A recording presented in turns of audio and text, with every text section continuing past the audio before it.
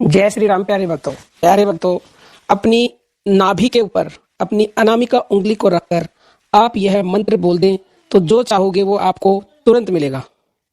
प्यारे भक्तों, सबसे पहले आप ये समझ लें कि हमारी नाभि वो स्थान है, वो शक्ति है हमारी नाभि, जिस शक्ति से हमारा पूरा शरीर चल रहा है। एक तरह से नाभि को आप मस्तिष्क कह सकते हो, क्योंकि जब बच्चा माँ के गर्भ में होता है तो नाभि की शक्ति से ही वह उसका संचार होता है, नाभि की शक्ति से ही वो बड़ा होता है और उसी के द्वारा वो सब कुछ ग्रहण करता है।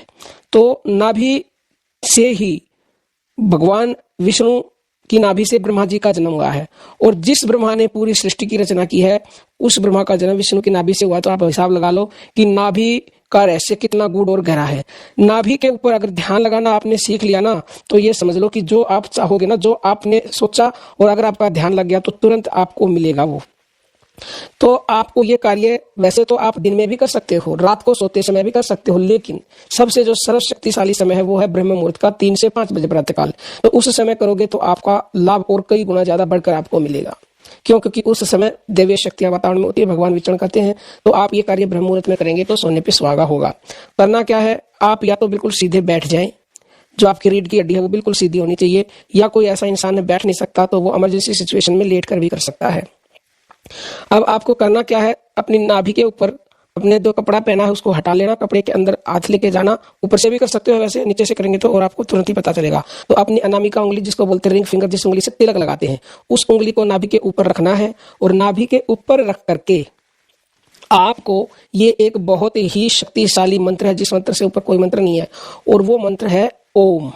क्योंकि ओम स्वयं निराकार भगवान का स्वरूप है ओमकार, ओम।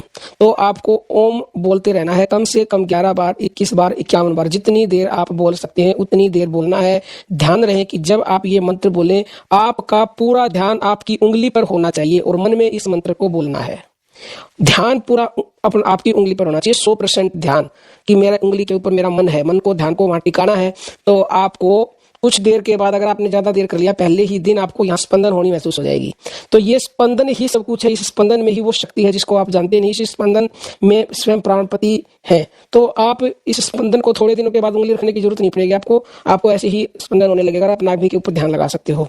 तो नाभि के ऊपर आप ये ध्यान लगाएंगे तो दुनिया में आप जो कुछ भी चाहोगे वो आपको जरूर मिलेगा। जैसे ही आप सोचोगे वैसे ही इच्छा पूरी हो जाएगी, और जहां भी जाओगे मान सम्मान इज्जत शोहरत सब कुछ मिलेगा। और आप का आध्यात्मिक क्षेत्र में इतनी तेजी से उन्नति होगी कि मैं बता नहीं सकती। आपके चक्र जागृत होने लग जाएंगे, आप भगवान के करीब पहुंचने लग जाओगे, क्योंकि ये शक्ति की शुरुआत हमारी नाभि से है। जो परमपिता परमेश्वर हमारे सहस्रार चक्र में बैठे हुए हैं वो यहीं से उसकी शुरुआत है, और यहीं से उठ करके वो सारी शक्ति ऊपर गई है। तो यहाँ से आप शुरुआत एक बार कर दोगे ना तो फिर ऊपर अपने आप पहुंचते जाओगे। तो ये शुरुआत कीजिए आप नाभि स्पंदन को के ऊपर ध्यान लगाने की, तो आपको वो मिलेगा जिसकी कभी आपने स्वप्न में भी कल्पना नहीं की होगी। प्यारे भक्तों, बाकी करना आपको पड़ेगा, हम समझा सकते हैं, बता सकते हैं, और हाँ, हम अपने प्रैक्टिकल आपके साथ शेयर करते हैं। आप इन प्रैक्टिकल को करके देखा करो, जब भी तो आपको पता चलेगा। करो और हमारे साथ कमेंट बॉक्स में शेयर करो कि आपको क्या लाभ हुआ है। और हमारा उद्देश्य सिर्फ और सिर्फ यही है कि आप इन गूढ़ रहस्य को जानो और प्रैक्टिकल करो और भगवान से जुड़ो और भगवान के करीब पहुंचो और मनुष्य जन्म का लाभ उठाओ। अब हम अपनी वाणी को विराम देते हैं। जय श्री राम। प्यारे भक्त।